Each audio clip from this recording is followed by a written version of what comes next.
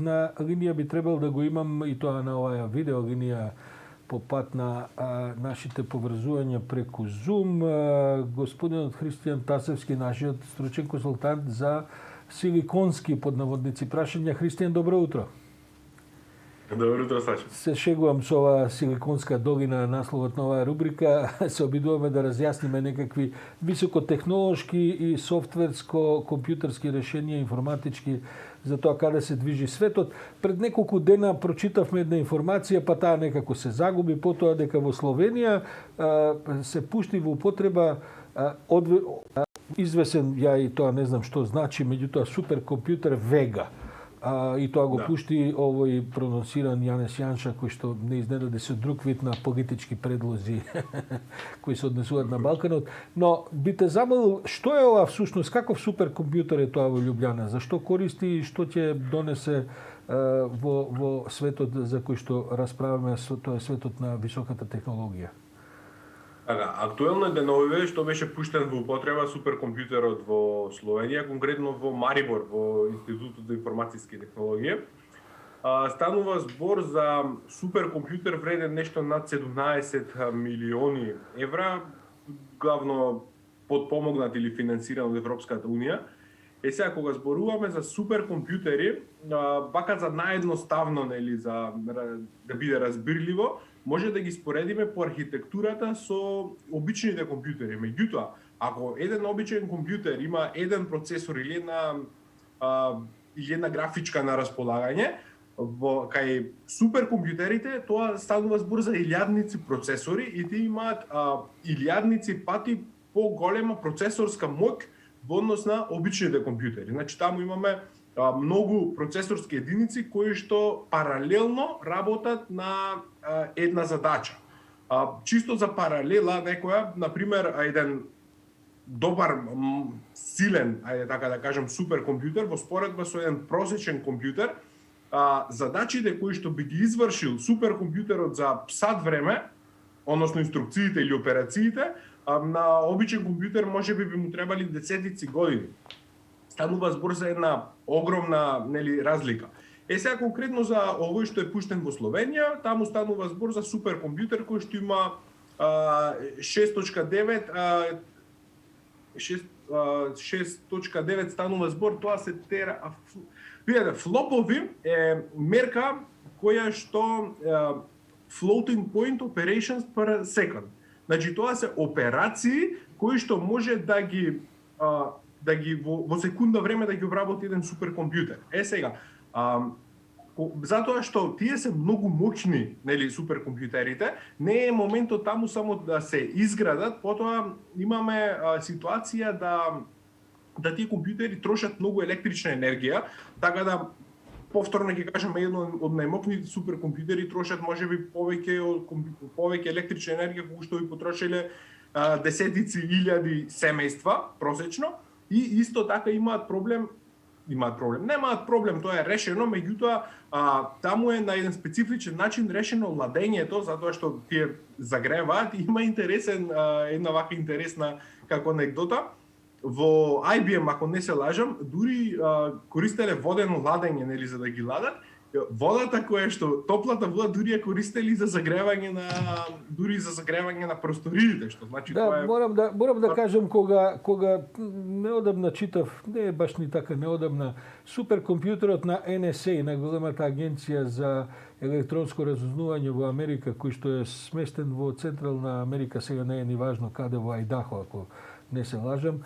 Тоа е огромен, овој ако е Вега, веројатно такви едно илјадници Вега, троши негде околу 40 милиони долари годишно на електрична енергија, не само за напојување на операциите, туку токму ова што го говориме за разладување на уредите, бидејќи во тој огромен процесирачки капацитет се произведува таква топлина што мора да се ладат. Air conditionери и овие други софистицирани, тоа не се ни air conditionери, софистицирани системи трошат многу енергија. Има ли таков компјутер во Македонија, Христијан? Да, во Македонија имаме исто така суперкомпјутер, се наоѓа на Факултетот за информатички науки и компјутерско инженерство во Скопје. Не е со таква моќност, нели, но сепак имаме суперкомпјутер кој што може главно супер Тоа ли е неопходната позадина, да речеме, за да почнеме да ги правиме овие реформи во образованието, бидејќи сега предлозите се не само електронски учебници, туку се повеќе електронска настава. Таков ли капацитет треба да стои за такви проекти, за да може да се постигне некакво синхронизирано работење на такви големи платформи на кои предпоставувам милиардници ученици ќе треба дневно да се вклучуваат и да работат онлайн операции координирани од некаков центар? Видете, суперкомпјутерите повеќе може би примарно е друга нивната намена, а повеќе тие се користат да секако се користат во научни цели. Меѓутоа, во научни цели кога се прават истражувања и некои комплексни пресметки, затоа што е потребна голема процесорска моќ. Например, таму се прави симулација на нуклеарни експлозии, потоа се прават пресметки за медицината, како функционира мозокот, не знам, како се развиваат овие канцер клетки што се или во фармацевската индустрија, физика и така натаму. Меѓутоа, тие се, како што реков, тие се суперкомпјутери се користат повеќе за истражувачки и за некои комплексни пресметки. Додека за поставување на платформи за онлайн образование, не знам колку би било соодветно, нели, задудно, ајде така да кажам, да се троши моќта на суперкомпјутерите, да повеќе сервери би биле. Добро, да прашам од друга гледна точка тогаш овој образовниот, да кажем, проект. Ако не е суперкомпјутер неопходен за капацитет компјутерски за обработка на податоци, за тие идеи, какви се тогаш апликациите што се прават околу тоа да тие платформи можат да функционираат? Бидејќи претпоставувам дека суштината на пристапноста и операбилноста и употребната вредност на тие платформи е во апликациите кои треба да функционираат. До каде сме стигнати со тоа? Има ли Македонија доволно добри апликации во образовниот процес? Да, видете, предскоро нели ние имавме и најава за онлайн учебници. Јас тоа би го нарекол онлайн или дигитални материјали за учење. Сега зошто тоа го кажувам така? Затоа што апликациите, кога имаме една апликација на која што може да ги поставуваме, без разлика тоа дали ги бидат учебници или било каков тип на материјали, тие ќе бидат достапни. Сега, апликациите кои што се работат, тие се од техничка гледна точка, од техничка имплементација, се делат на неколку категории. Во случајот за да имаме апликација која што ќе може да дистрибуира дигитални содржини, би требало некоја со лимитирана интеракција. Тоа значи дека таму ќе може да се поставуваат материјали, да може да се соодветно да се ажурираат и да ги гледаат, нели, во другата страна кој за учениците. Главно сите апликации кои што ги работиме, дури зборувам како дел од IT индустријата, имаат 4 или CRUD ги викаме ние операции, тоа се Create, Update, Create, Read, Update и Delete. Значи, креирање, читање, апдейт, ажурирање и бришење.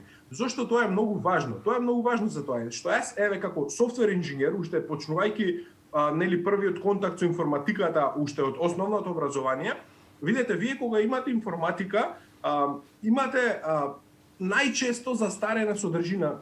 Меѓутоа, тоа не е заради образованието, тоа е заради што многу брзо се движи IT индустријата, многу брзо се развива. Вие, доколку ја следите, за да имате соодветна содржина во образованието, треба постојано да, не знам, едни учебници да повлекувате и нови да печатите, за да видите. Ова зборувам од чисто од аспект на IT, како технолошки. Во случајот зедов информатика како предмет. За разлика, доколку имаме апликација каде што ќе може да се поставуваат тие содржини, многу полесно е вие да извршите ажурирање на содржината, отколку да треба да повлечите учебници, па ајде сега нови, нели, со новите технологии што ги имаме, за да го способиме кадарот кога ќе излезе на пазар. Понатаму имаме исто така, мене што ми се случило, јас учев средно електротехника, во одредени ситуации сум имал потреба кога ќе ми треба некои закони кои што тие не се менуваат, меѓутоа се закони во електротехника, каде што од некоја причина ми затребале да ги најдам.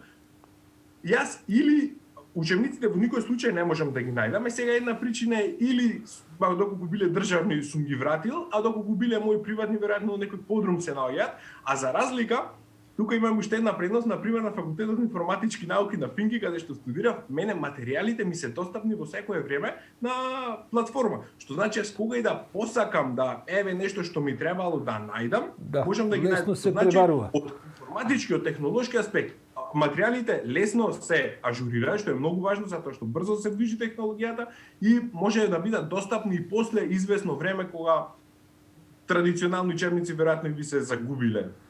Христијан, благодарам. Можда е време малку да се разладиме од овој разговор, да не се прегрееме информатички, затоа предлагам да се чуеме следниот вторник